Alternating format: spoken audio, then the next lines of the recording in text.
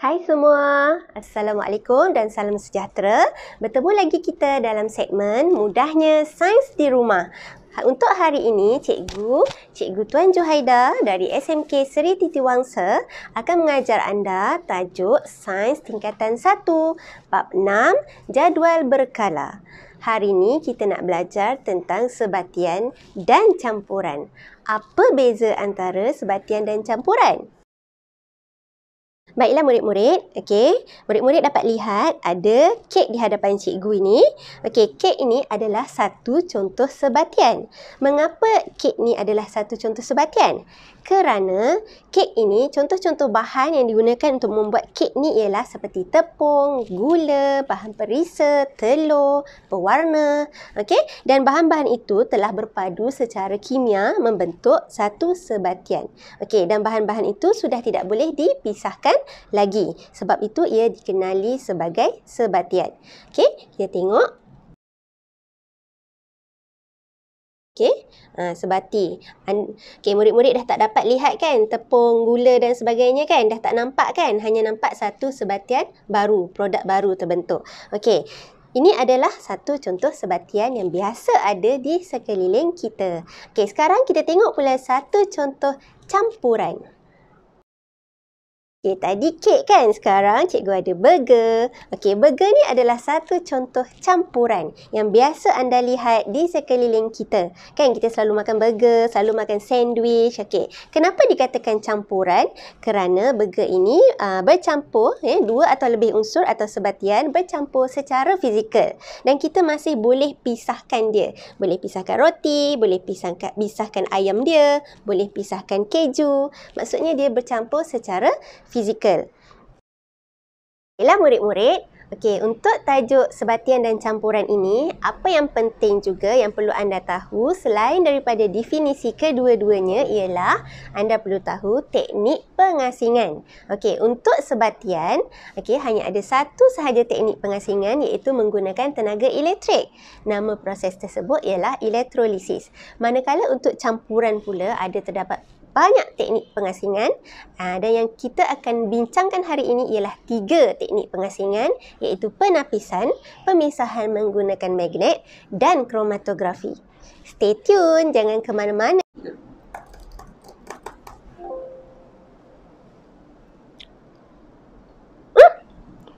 Apa ni? Patutlah cikgu tak tapis dulu teh ni tadi. Baiklah, sekarang cikgu dah berjaya untuk asingkan serbuk teh daripada air teh ini menggunakan penapis. Menggunakan penapis. Ini adalah salah satu pengasingan untuk campuran. Mana klip kertas mama ni? Apa dah jadi ni? Semua dah bercampur-campur ni. Nasib baik cikgu ada magnet. Sekarang kita nak asingkan klip kertas ni daripada buah-buah congkak ni. Kita menggunakan magnet. Mari kita tengok. Kerana klip kertas ni dibuat daripada logam. Dan tertarik kepada magnet.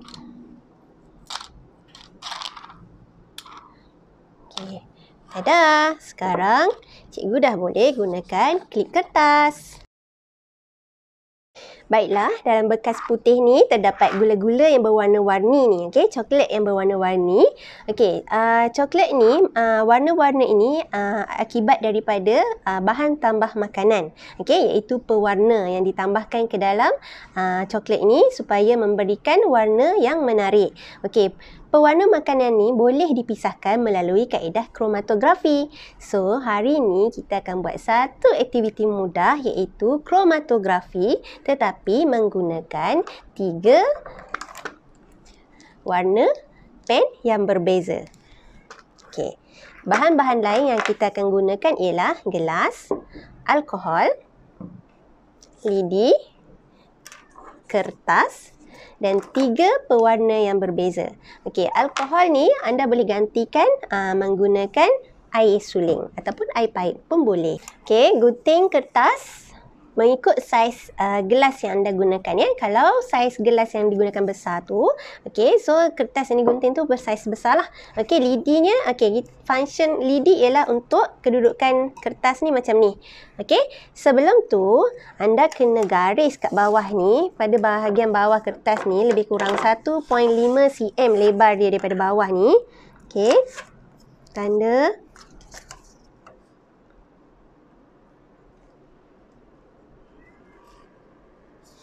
Okey, 1.5 cm. Okey, dan tandakan 3 titik menggunakan pen yang berlainan warna. Okey, pada garisan tersebut. 1, cikgu gunakan warna purple, merah dan juga kuning.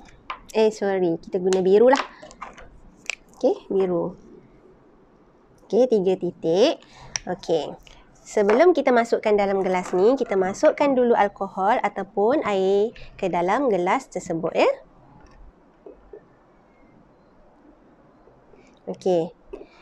Paras alkohol ataupun air yang dimasukkan tu tidak melebihi, tidak mencecah titik-titik warna yang kita buat pada garisan tersebut ya. Okey, dan kita kena biarkan eksperimen ni selama lebih kurang 30 minit barulah kita dapat keputusannya. Okey. Baiklah, nampaknya kita sekarang sudah berada di penghujung rancangan Mudahnya Sains di Rumah. Okey, so cikgu buat kesimpulan sedikit ya, apa yang telah kita lakukan untuk hari ini. So, kita belajar bab 6, jadual berkala.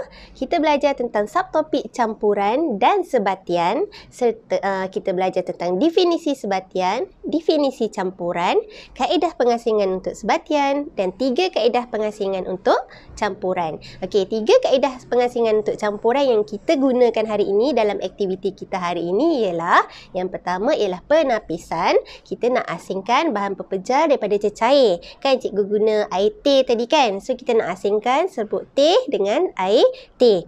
Okey, yang kedua, aktiviti kedua pula kita buat kaedah pengasingan menggunakan magnet untuk mengasingkan bahan yang bersifat logam dan bukan logam. Okey, tadi ada satu mangkuk, kalau pelajar-pelajar masih ingat, okey, klip kertas bercampur dengan buah-buah congkak tadi kan. So, cikgu nak asingkan. Okey, cikgu gunakan magnet untuk menarik klip kertas kerana klip kertas tu dibuat daripada logam.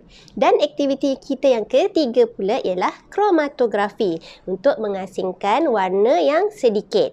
Okey, jadi cikgu gunakan 3 pen berlainan warna, okey, menggunakan kertas dan juga alkohol, okey, dan lidi tadi, okey, dan anda akan dapat lihat ada pengasingan warna berlaku. Okey, so cikgu harap untuk sesi kali ini pelajar-pelajar dapat memahami dengan lebih baik untuk topik ini. Sekian, itu saja daripada cikgu. Cikgu makan dulu ya. Sedapnya kek ni.